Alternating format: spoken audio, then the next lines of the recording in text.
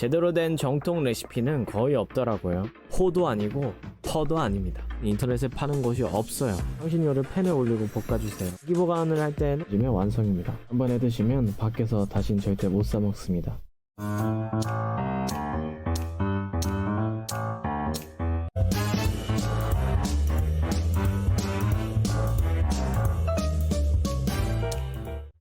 안녕하세요. 회뜨는 공대생입니다. 유튜브에 베트남 쌀국수를 검색하면 여러 레시피가 나오는데 제대로 된 정통 레시피는 거의 없더라고요. 그래서 오늘은 한치의 타협이 없는 정통 방식의 베트남식 쌀국수를 만들어 보려고 합니다. 베트남식 쌀국수의 유래와 레시피, 그리고 재료 구입처까지 빨리빨리 다 알려드릴게요. 채널 끝까지 고정해주세요. 우선 베트남식 쌀국수 중 우리가 가장 대표적으로 알고 있는 pho를 이해하기 위해선 베트남의 역사에 대한 이해가 필요합니다. 베트남은 전통적으로 우리와 같은 농경 문화에 속했으며 농경 문화에서 소, 베트남의 경우는 물소가 되겠네요. 소는 매우 중요한 역할을 차지합니다. 때문에 소를 먹지 않았어요. 우리도 영조 시절에 소를 먹는 거를 법으로 금지하기도 했었죠. 하지만 프랑스 식민 지배 시절 프랑스 음식 문화가 전해지며 소를 먹기 시작하게 됩니다. 그때 전해진 것이 포토페라는 음식입니다. 맑은 국물이 특징적인 소고기 스튜 같은 음식인데요. 이런 포토페 조리 방식은 베트남에서 변형되어 현재 베트남식 쌀국수 pho로 재탄생하게 됩니다. 이런 유래 때문에 pho의 국물도 포토페를 만드는 방식과 유사한 점이 많습니다. 포토페는 세 단계로 만들어집니다. 핏물 제거, 맑은 육수 추출, 향을 더하기, 그리고 베트남식 쌀국수인 pho도 똑같이 세 단계로 만들어집니다. 핏물 제거, 맑은 육수 추출, 향을 더하기. 핏물을 제거하는 방식이나 향을 더할 때 사용되는 향신료에서 약간의 차이가 발생했을 뿐인 거죠. 위의 표를 보면 정리가 쉽게 되죠. 많은 분들이 이 단어를 잘못 발음하시는데요. 호도 아니고 퍼도 아닙니다. pho예요. 오 옆에 작은 따옴표가 붙은 것 같은 글자는 베트남어에서 장음 어의 소리를 나타냅니다. 위에 있는 것은 성조를 나타내는데 톤을 낮췄다가 높여주시면 돼요. 앞에 ph는 p가 아니라 f 발음이 나고요. 합치면 pho 해주시면 됩니다. 이러한 pho의 이름은 방금 설명한 음식 포토페의 페에서 왔을 것으로 추정이 됩니다. 자, 이제 발음은 다 아셨죠? 우리가 좋아하는 쌀국수 pho가 있을 때 그 뒤에 식재료의 이름이 붙어 쌀국수의 종류를 나타내게 됩니다. 근데 보시면 저기 아래 두 개가 특이하죠? 베트남 어휘들도 한자 단어들에서 온 것이 많아서 우리가 쓰는 어휘와 비슷한 것들이 있답니다. 이거는 백종원 아저씨가 극찬했던 쌀국수 집인데요. 네이버에 퍼자쭈엔 뭐 그런 식으로 치면 나올 거예요. 이 단어의 숨은 비밀은 집 가짜와 전할 전자입니다. 이걸 해석하면 어떻게 될까요? 가문 대대로 전해진 쌀국수 집이라는 뜻이 되겠네요. 베트남의 수도 하노이도 사실 강하자와 안내자의 결합으로 만들어진 단어랍니다. 신기하죠? 우리말의 70%가량이 한자어인 것처럼 베트남어에서도 60%가량이 한자어라고 하네요. 이제 본격적으로 레시피를 알려드리려고 하는데요. 구체적인 레시피, 재료 사입처는 제가 댓글과 영상 설명란에 왼쪽과 같은 형식으로 다 정리를 해놨어요. 그러니까 필기나 캡처는 하지 마시고 편하게 들어만 주시면 됩니다. 참 편하죠? 먼저 재료 소개입니다. 대부분 인터넷으로 구할 수 있는데요. 인터넷에서 구하지 못하는 것 딱 2개 설명드리겠습니다. 첫 번째는 초가, 블랙 카다멈입니다. 그린 카다멈 왼쪽에 있는 거 있죠? 초록색의 카다멈은 파는 곳이 많은데 이 블랙 카다멈 초가는 인터넷에 파는 곳이 없어요. 저는 건대 양꼬치 거리에 있는 이 매장에서 겨우겨우 구할 수 있었습니다. 없으시면 그냥 그린 카다멈으로라도 대체하세요. 저는 한치의 양보 없는 원조 레시피를 구현하기 위해 열심히 찾았습니다. 두 번째는 락슈거, 빙당입니다. 빙당에는 두 가지 종류가 있는데요. 황색이 있고 백색이 있습니다. 전통적인 쌀국수에서는 왼쪽에 황색 빙당이 사용됩니다. 오른쪽의 백색 빙당은 백설탕과 성분적으로 다를 게 없으니 사용하지 마시고요. 왼쪽의 황색 빙당은 원당을 결정화시킨 것인데 이걸 국내에서 파는 곳이 없어요. 심지어 저도 못 구했어요. 대신 이런 가루 형태의 비정제 설탕은 쉽게 구할 수 있습니다. 여러 이름으로 판매하는데 성분에 원당이라고 적혀있는지 확인하세요. 성분적으로 황색 빙당과 거의 유사하니 이걸 사용하시면 문제가 없어요. 혹시 왼쪽에 황색 빙당을 구하는데 성공하신 분들이 있다면 그걸 사용하세요. 자, 이제 레시피입니다. 한 6인분에서 많게는 8인분은 나오는 레시피예요. 남은 고기와 육수는 어떻게 해야 하는지도 다 알려드릴 테니까 걱정 말고 편하게 보세요. 바로 시작하면 되는데 보시면은 빨간 동그라미에 있는 고기가 다 썰려서 왔죠?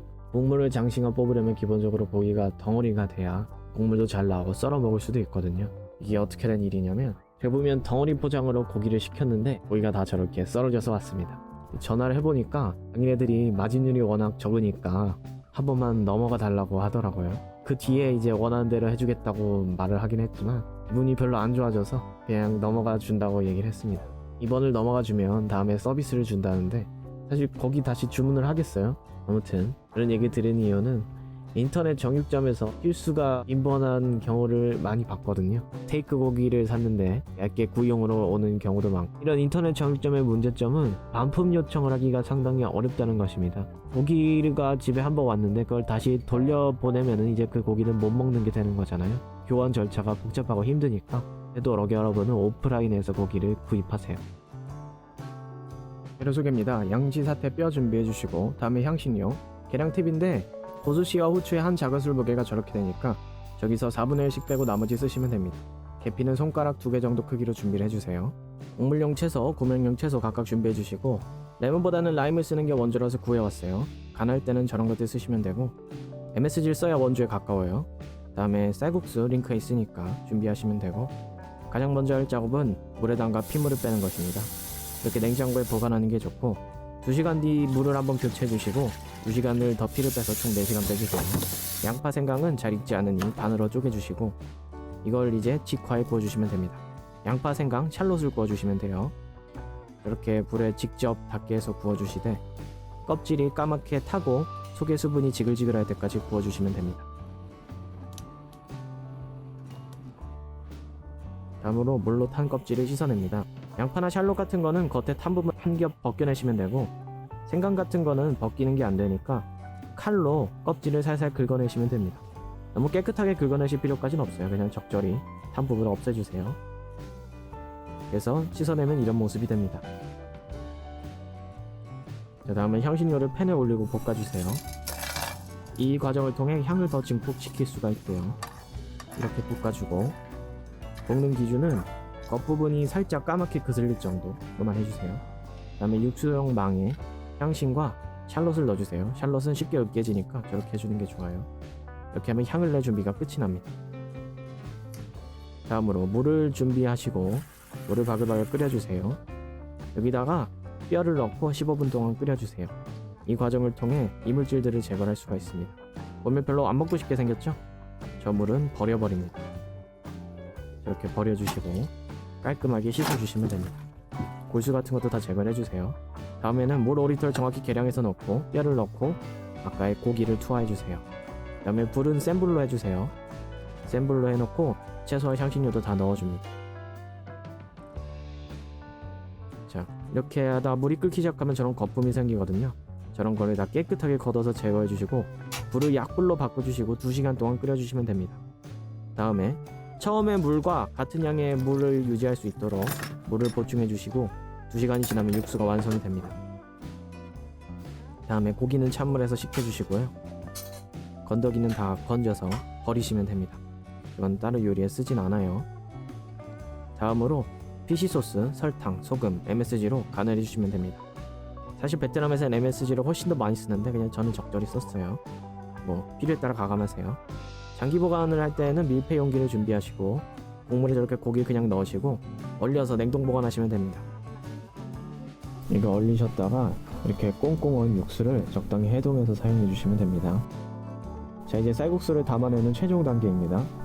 그 쌀국수 면은 사용하기 1시간 전쯤에 찬물에 담가 불려주세요.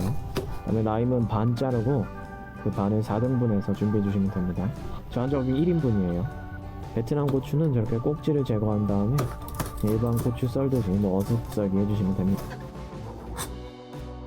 그 다음에 쪽파는 저 색이 진한 부분이랑 연한 부분 있잖아요. 그 기준으로 저렇게 나눠주시고요. 다음에 저 밑둥에 있는 흙 같은 게 묻어있는 부분 있잖아요. 그런 거 잘라주시고, 그 다음에 저 색이 연한 부분은 칼을 넣어서 저런 식으로 반으로 잘라주세요. 이게 북부에서 쌀국수를 서빙할 때 저런 식으로 잘라서 냅니다. 그리고 저 양파나 파는 침 같은 게 있잖아요. 그래서 저런 것들을 적당히 분리를 해주세요. 좀 덜 익는 걸 방지할 수 있도록요. 다음에 그 쪽파의 색이 진한 부분을 저런 식으로 잘게 잘라주세요. 그 다음에 고수도 방금 쪽파를 잘게 자른 것처럼 잘게 잘라주시면 됩니다. 이게 우리나라에선 이파리만 떼서 주는 경우가 많은데 그 하노이에 가면 이런 식으로 잘게 썰어주는 경우가 많아요. 고수는 싫어하는 사람들 위해 따로 담아주고요. 이렇게 하면 채소 고명 준비가 끝이 납니다. 다음으로 고기를 썰어주시는데요. 초밥 같은 경우도 밥이랑 회의 균형이 맞아야 한다잖아요. 쌀국수 면이 워낙 부드럽기 때문에 고기를 얇게 썰어주셔야 밸런스가 맞습니다. 최대한 얇게 썰어주세요. 다음으로 저렇게 물이랑 육수를 바글바글 끓여주세요. 물이 바글바글 끓고 있어야 되고 육수도 바글바글 끓고 있어야 돼요. 그때까지 기다려주세요. 다음에 아까 불려놓은 쌀국수면을 저 바글바글 끓는 물에 넣고 불을 바로 꺼버리세요. 그리고 10초, 20초만 지나면 저렇게 풀어집니다. 그러면 물기를 잘 털어서 그릇에 갖다 놓으면 됩니다. 먹음직스럽죠? 여기다 고기를 얹어주시고 그 다음에 그 쪽파 아까 흰 부분 있죠? 그거를 저 육수에 3초만 데쳐서 위에 얹어주시고 육수를 부어주세요. 그 다음에 썰어놓은 쪽파와 고수를 얹으면 완성입니다. 후추도 조금 넣어주셔도 좋아요. 이렇게 한번 해드시면 밖에서 다신 절대 못 사먹습니다. 깨끗하게 먹었고요. 자, 오늘 쌀국수에 대해서 여러가지 말씀드렸는데 유익하셨는지 모르겠습니다. 앞으로도 더 유익한 정보와 레시피를 찾아뵙겠습니다. 감사합니다.